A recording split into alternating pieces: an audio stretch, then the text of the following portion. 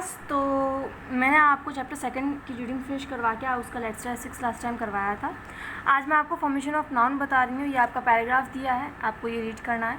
मैं आपको direct noun से समझा रही हूँ और देखेंगे हमारे 10 मिनट में कितना वर्क हो जाता है, उस हिसाब से हम करेंगे। Noun are use to refer to people, things, place and ideas. आपको पता है कि नाउन का इस्तेमाल जो है हम किसी पर्सन, प्लेस, थिंग के लिए करते हैं और किसी आइडिया, विचार के लिए भी करते हैं। नाउन वर्ड्स का इस्तेमाल। There are several ways in which noun are formed. बहुत अलग अलग तरीक़ों से नाउन को फॉर्म किया जाता है, या आप कह सकते हैं करने का तरीका है। One of the most common ways in is by adding suffix to a verb, adjective or another noun. सबसे कॉमन तरीका जो है एक नाउन को बनाने का, वो है किसी भी वर्ब, एडजेक्टिव या नाउन में सफिक्स को जोड़ देना। मैंने आपको लास्ट टाइम शायद आपके में नहीं किसी में बताया था, प्रीफिक्स एंड सफिक्स दो होते हैं जो आपके उपसर्ग और प्रत्यय आपने हिंदी में पढ़े होंगे। वो ना सफिक्स आपके वर्ड के लास्ट में लगाए जाते हैं, ठीक है। तो let's look at some examples. कुछ एग्जांपल्स आपके यहाँ दिए हैं, वो देखते हैं। तो अगर आप चाहें तो एक तरीके से जैसे जो भी मूल वर्ड होता है उसके लास्ट में अगर सफिक्स लगा, आप तुरंत पहचान सकते हैं कि ये नाउन है, ठीक है। ये भी एक तरीका होता है ना। अब जैसे हम फर्स्ट वर्ड पे आ जाते हैं, तो फर्स्ट वर्ड यहाँ पर आपका दिया हुआ है, दैट इज़ स्टेट, ठीक है। तो स्टेट आपका वर्ब, नाउन, एडजेक्टिव तीनों होता है। अगर हम स्टेट के लास्ट में एक सफिक्स MENT मेंट जोड़ देते हैं तो जो नया नाउन वर्ड फॉर्म होता है वो है स्टेटमेंट। और इसी की तरह कुछ अदर्स वर्ड्स होते हैं जैसे रिप्लेसमेंट या इन्जॉयमेंट। अगर हम देखें तो मेंट अगर हम इसमें से हटा दें तो जो मेन वर्ड है आपका वो ये हो जाता है, ठीक है। इन्जॉय एंड रिप्लेस, ये वर्ड आपके मेन हो जाते हैं। यूज़फुल, अब जब हम यूज़फुल की बात करते हैं तो यूज़फुल के बाद आप नेस लगा दीजिए, यूज़फुलनेस, ठीक है। तो नया वर्ड फॉर्म हो गया यूज़फुलनेस। और इसी के जैसे नेस लग के जो तो वर्ड बनते हैं वो है आपका रीडीनेस एंड वीकनेस। नेक्स्ट आपका दिया आइडियल, फिर आपका दिया है सफिक्स उसमें जोड़ दिया है ISM, आइडिज़म, ठीक है। आइडलिज्म का मतलब क्या हो, आइडलिज्म जो है वो आपका न्यू वर्ड फॉर्म है। और आइडलिज्म जैसे एक्टिविज़म या ऑप्टिमिज़म, ये इस तरीके आपके अदर एग्जांपल्स दिए गए हैं ना। जैसे फेल, तो फेल में आपका URE लगा देते हैं तो स्पेलिंग क्या बन जाती है, फेलर। या प्रेशर या क्लोजर, ये आपके सभी URE से वर्ड हैं, ठीक है। फिर इसके बाद आपका रिकॉग्नाइज या कंक्लूड। तो रिकॉग्नाइज में हम रिकॉग्नाइजेशन जो हम बोलते हैं और कंक्लूजन जो हम बोलते हैं वो इस्तेमाल होता है। तो देखिए recognisation, conclusion, multiplication, description, decision, admission, इन सभी में आपका ION, लेकिन यहाँ S और S लगा, यहाँ T और T लगा हुआ है, ठीक है। तो ये देख लीजिएगा।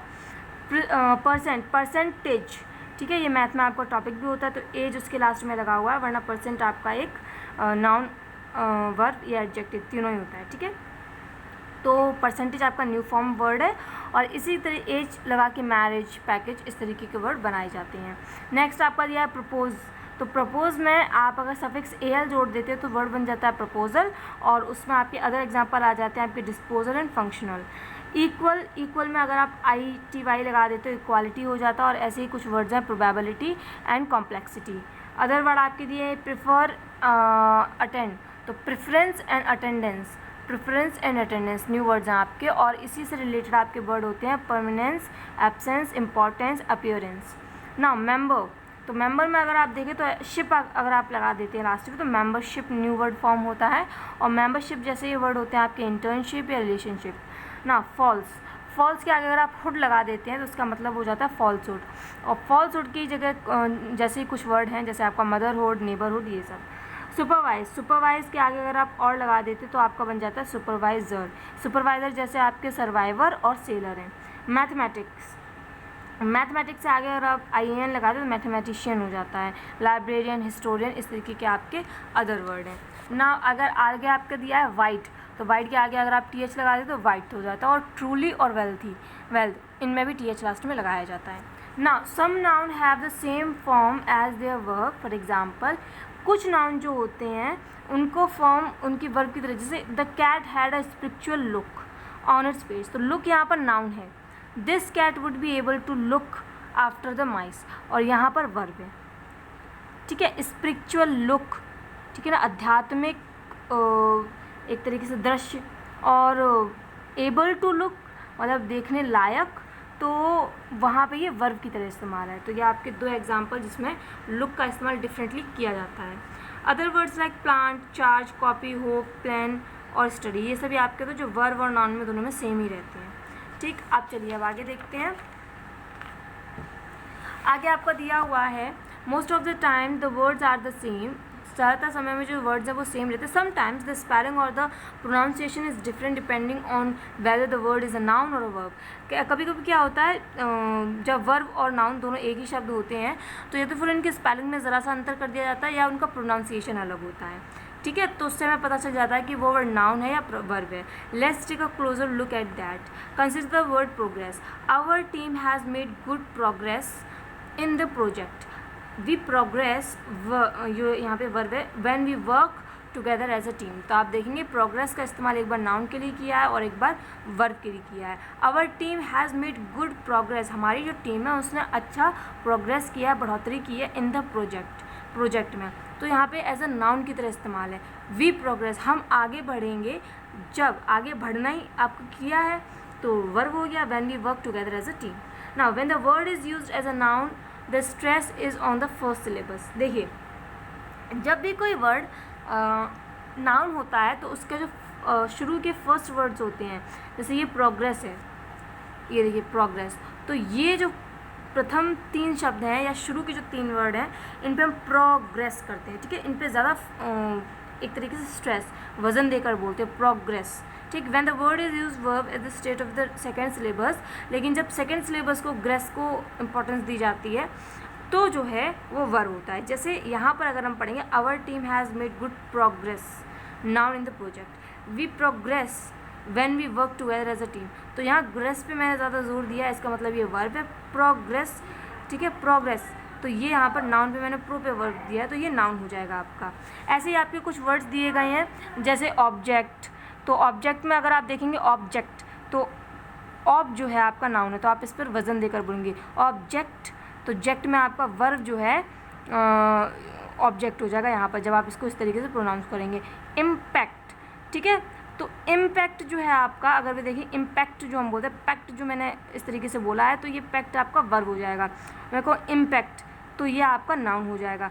प्रेजेंट, ठीक है, तो ये आपका नाउन हो जाएगा। प्रेजेंट तो आपका वर्ब हो जाएगा। सस्पेक्ट, ठीक है, तो ये आपका नाउन है। सस्पेक्ट तो ये आपका वर्ब है। रीबेल, ठीक है, रीबेल, तो रिबेल आपका नाउन है और रीबेल तो ये आपका वर्ब हो जाएगा। इस तरीके से जब आप प्रोनाउंस करेंगे तो आपको डिफरेंस समझ में आएगा। Sometimes there is a minor difference in the spelling depending on whether the word is a noun or a verb.